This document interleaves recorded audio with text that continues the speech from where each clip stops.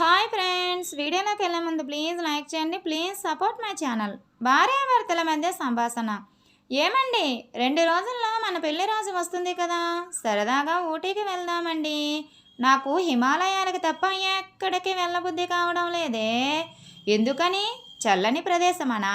కాదు, నా చివరి ప్రదేశమని. ఏంటండి ఆ మాటలు? ఇల్లు నచ్చడం లేదా? ఇంట్లోనే కొన్ని నచ్చడం లేదు. అవేంటో చెప్పండి, బయటపడేస్తాను. అలా కుదరదులేవే. ఎందుకని? అది ఒక్కసారి తగిలించుకుంటే తొలగించుకోవడం కుదరదులే. మీ మాటలు అర్థం కావు, మీ ఆలోచనలు అర్థం కావు. ఏంటో మీకు అన్నీ అర్థమవుతాయి, కానీ అర్థం కానట్టు ఉంటారు మీ ఆడవాళ్ళు.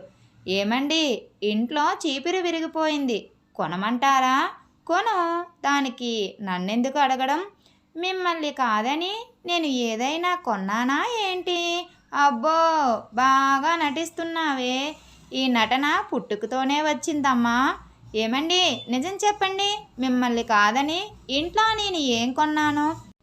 మొన్నే కదే 2000 రూపాయలు చీర కొనుక్కొని కట్టుకొని వచ్చి నాకు చూపించావు, మర్చిపోయావా ఏంటి? నేను అన్నది ఇల్లు గురించి, ఒళ్ళు గురించి కాదు. నా ఒంటికి కావలసినవి కాదు, ఇంట్లోకి కావలసినవి మిమ్మల్ని ఎప్పుడు అడగలేదా అని అడుగుతున్నాను. ఒరి, నీ వేషాలు పెద్ద పెద్దవి అడగక అవసరం లేదా? చీపుర్లు చేటలకు నా పర్మిషన్ కావాలా? రేపు ఇంట్లో పూజ ఉంది, దేవుడి ఫోటో వాటి తీసుకురండి. నేను తీసుకురాను. ఎందుకు తీసుకురారు? దేవుడి మీద నాకు నమ్మకం లేదు కాబట్టి. దేవుడు మీకు ఏ అన్యాయం చేశాడని? ఎక్కడ న్యాయం చేశాడు? ఎక్కడ న్యాయం చేశాడు చెప్పమ్మా, చెప్పు. ముగ్గు మీద ఒక జగ్గు నీళ్లు కొడితే ముగ్గు ఎలాగైతే చెరిగిపోతుందో, నాలాంటి మంచివాడికి నీలాంటి దాన్ని అంటగట్టి నాకు అన్యాయం చేశాడే దేవుడు.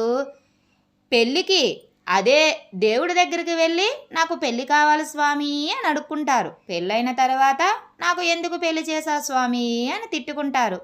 ఒక్క మాట అడుగుతాను, నిజం చెప్పవే. ఉదయం లేచిన దగ్గర నుండి ముఖానికి ఉన్న బొట్టు బిళ్ళ బాగుందా? కట్టుకున్న చీర బాగుందా? కాళ్ళకు ఉన్న పట్టీలు బాగున్నాయా? చేతికి ఉన్న గాజులు బాగున్నాయా అని చూసే మీ ఆడవాళ్ళు ఇన్ని సౌకర్యాలు కల్పించిన మొగుణ్ణి మాత్రం చూడరు, పట్టించుకోరు.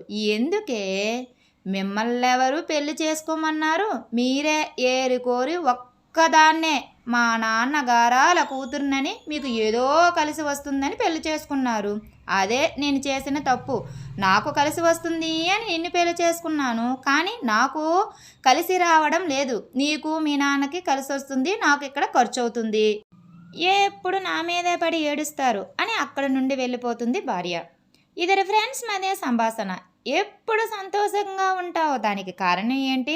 నేను ఎప్పుడైతే ఇలా అనుకున్నానో అప్పటి నుండి నేను చాలా హ్యాపీగా ఉన్నాను. అది ఏంటి అంటే, ఎవరు మనతో మాట్లాడినా మాట్లాడకపోయినా జీవితానికి వచ్చిన నష్టం ఏమీ లేదు.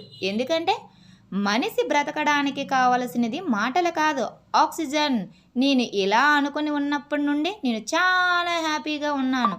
నువ్వు నాలాగా హ్యాపీగా ఉండాలి అంటే జనాలు మాటలు పట్టించుకోకు, అస్సలు పట్టించుకోకు. Thank you friends. ఈ వీడియో కనుక మీకు నచ్చినట్లయితే ప్లీజ్ లైక్ చేయండి. Please subscribe my channel. Bye friends.